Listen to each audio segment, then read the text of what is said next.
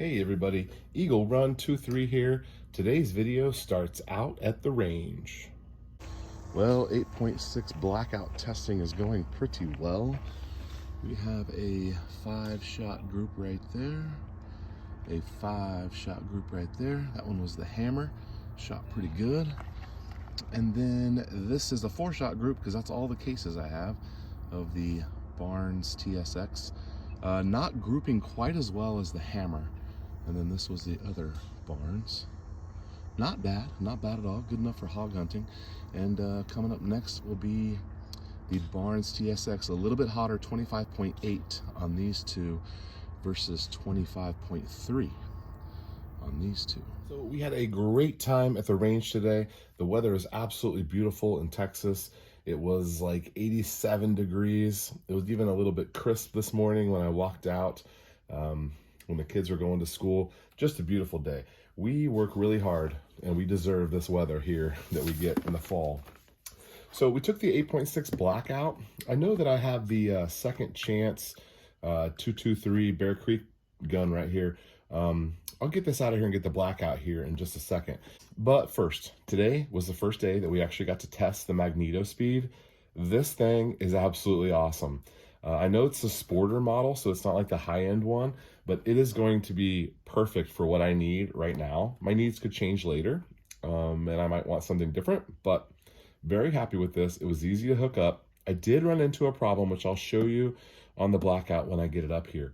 I did run into a problem connecting it to the barrel because my handguard goes almost all the way down, but I had to take the handguard off anyway because we were still tuning on that gas block, and I was able to just leave the handguard off and shoot a couple groups. And let's go over some of the chrono data here first. So we were shooting a hammer bullet that's 205 grains, and we were shooting a Barnes TSX bullet that was 210 grains.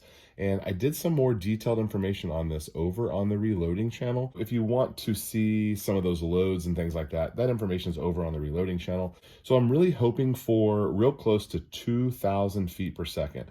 I feel like that's the number that I want for my supersonic load. And I think we can get there because we were really light on our loads because we started at the bottom. Just doing some testing, and I was averaging 1856 and averaging 1823. I was averaging a mid to low 1800, and we're at the bottom of our load development. So we're gonna keep pushing on this, and I think I might go a good step up here for the next one. No signs or any problems with the brass. So excited about that, but a little low on the velocity overall. So I shot these two first, and the first one here is a group from the Barnes TSX. This is the 210 grain, and a pretty good group. Someone asked, because I did a short on this, we were at 50 yards. This gun is sighted in for 50 yards, and although I wasn't really able to work on accuracy, I was mostly looking for some chronograph data. I was pretty happy with the accuracy. This will be fine for a hog gun, but I know I can do better. Second group here, 5-shot group from the hammer bullet. Overall, I think the hammer probably outperformed the Barnes, but I would have no problem using either one of those. Nice little group here from the hammer. And then here is a 4-shot group from the Barnes. The reason this one is 4 is because I don't have any more cases. I have no cases left. So there's only about 25 cases I'm reloading here, and I ended up ruining a couple of them. And so I'm down to like 19 or 20 cases, which is why there's not full 5-shot, 10-shot group here. Also, they're very expensive to make. So Barnes TSX, a decent little group here, a little high. I was able to adjust down because we're going hog hunting this weekend. This is supposed to be a 4-shot group. I don't know what happened. Oh, I smashed a bullet. I'll show you guys that over on the reloading channel. I misfed and a bullet got bent and the casing got all mangled. I wasn't able to shoot that one. So just a 3-shot group here from the Barnes. Overall, I'll say that the hammer maybe slightly outperformed the Barnes, but they're both fine for hog hunting, and that's what we're gonna do with the gun. So I feel like they're relatively accurate. But yeah, we can do some more accuracy testing later, Plus, we're going to make our own cases, and I feel like we'll be more consistent when we've got something like that. I'll tell you, I'm not super impressed with the Q brass. I don't know what it is about it. I just feel like it's maybe a little weak or a little thin. I don't know. We'll have to see about that. I don't know if anyone else has any experience with that Q brass. It's only been, well, it's been twice fired. At least 20 rounds of it have. So we'll have to play with that and see what we think. We're going to be making our own brass next week, though. Okay, so here is the 8.6 Blackout. I absolutely love this gun.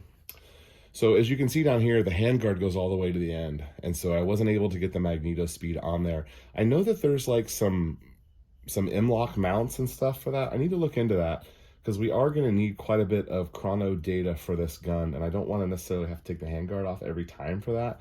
And I also noticed this was very tight.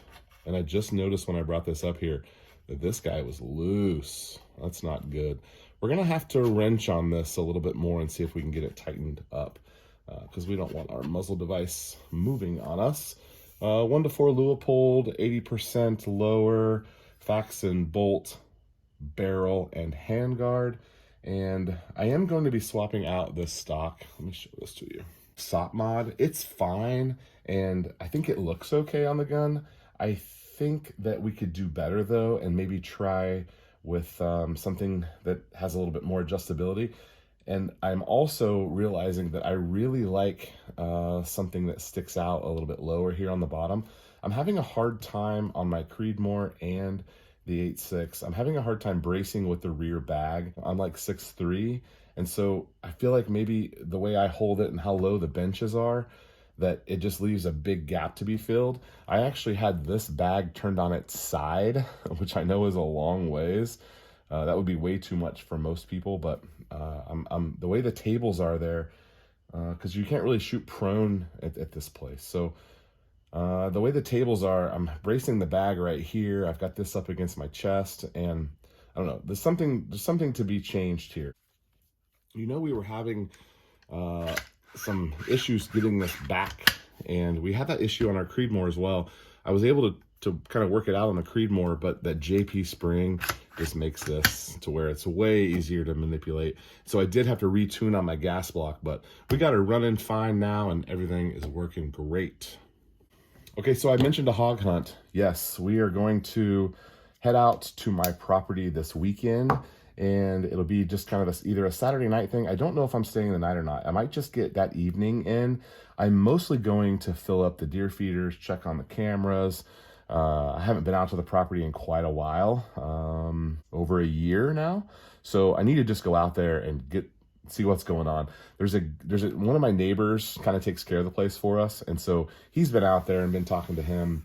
And my brother-in-law also has been out there, but I have not been out there. Just been busy and kids and sports and all those things. So we're going to make a small window of time to run out there. Now, I am going to take about 10 rounds, maybe 15. And we're going to use the hammer because it was a little bit more accurate. And we're going to make a small bump on our powder. I don't want to be too aggressive with the powder because we're not getting chrono data, but we are going to take that and hunt it, and I will film it. I'll at least tell you what happened if I can't get any good footage. I'm not really set up for, hunting videos. As many of you know, I am not a hunter, but I do like to shoot hogs. I've been absolutely hog wild on YouTube. I've been watching all sorts of hog hunting videos and trying to get back in the swing of it. It's been several years since I've been hog hunting. I just haven't made the time to do it. But we have the Hog Slayer gun, the 8.6 Blackout. It doesn't do everything really well, but what it does do really well is shoot hogs. And so we've got to get that going, and I'll film it as best I can. Some of these videos I'm watching, these guys have multiple cameras and thermals and all sorts of stuff. Unfortunately, I am not going to be your source for riveting hunting content. What I lack in camera and production value, I will definitely make up for in my storytelling skills. All right, Eagle Run 2-3. We'll see you next time.